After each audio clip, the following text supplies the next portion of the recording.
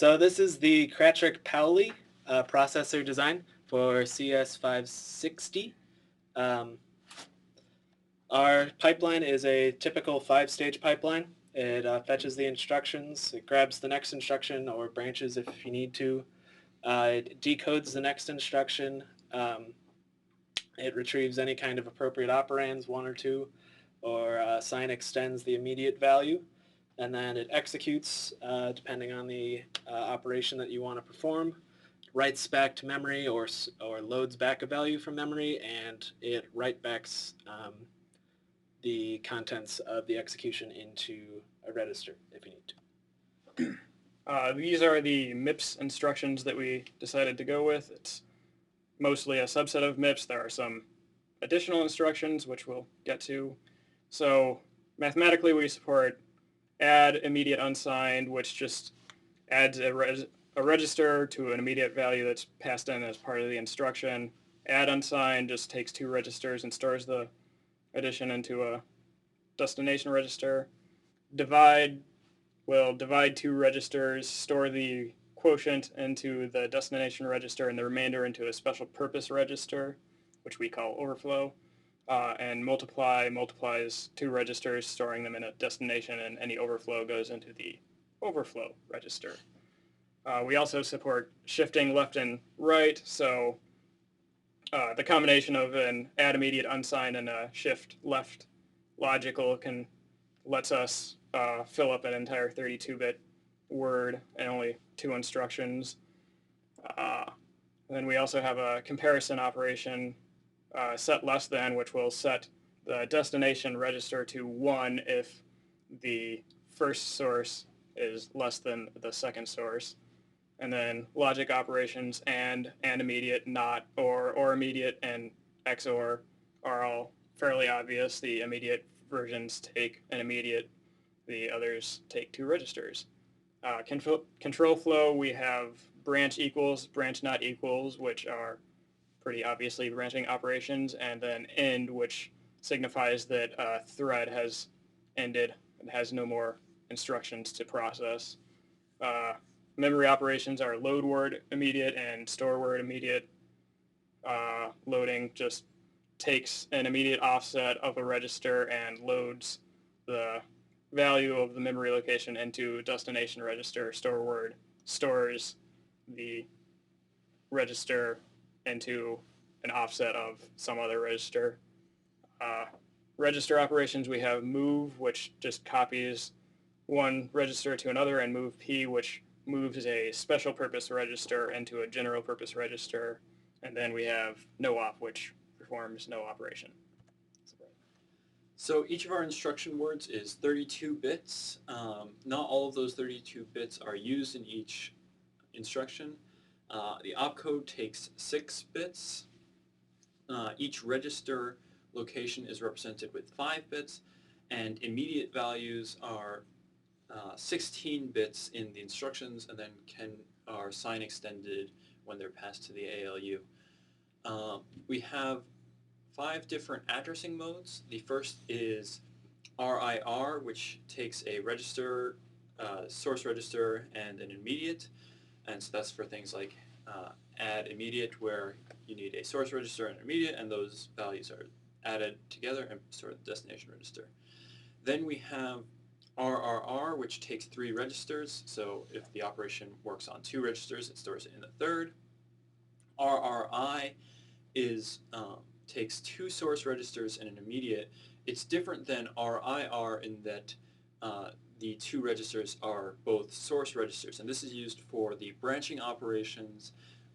So it compares the 2 source registers and then offsets the program counter by the immediate value. Then we have RR, which just takes 2 registers, a source and a destination, and that's used for moving and also the not operation. And finally, no addressing is for the operations that don't take any parameters, such as no op and end. Our system has 2 clocks. The first clock is the one that's used to progress from stage to stage. it runs at 20 nanoseconds, and then we have a secondary clock that runs at 10 nanoseconds, and that is used for reading memory and register files in the stages that require that. It takes that way we have enough time to get the addresses off of out of the instruction word and then into the register file, and then have enough time to get it back in time for the next stage. We have two special purpose done registers, which we're calling end.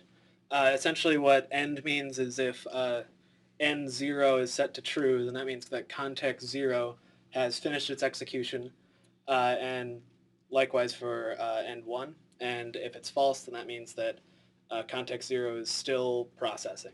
And so at the beginning of execution, end is assumed to be false for each context, and end can be set at any time using the end operation. And if a context has ended, it will act as though it's constantly sending no-ops in the instruction fetch stage.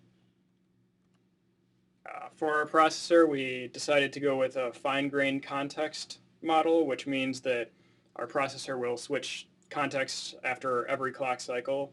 This ensures that each thread, if it's an active thread, can make progress at each stage instead of having to wait until the other thread is performing some long latency operation that would cause a context switch on a coarse-grained processor.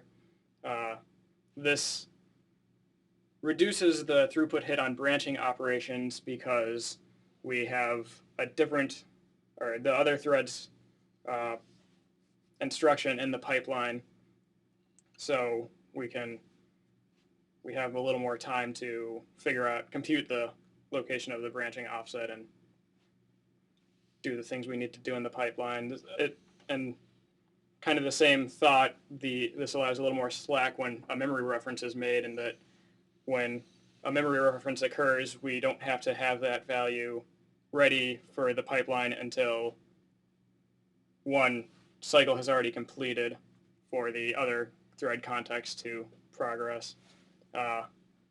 We'll also make considerations for when a single active thread context exists.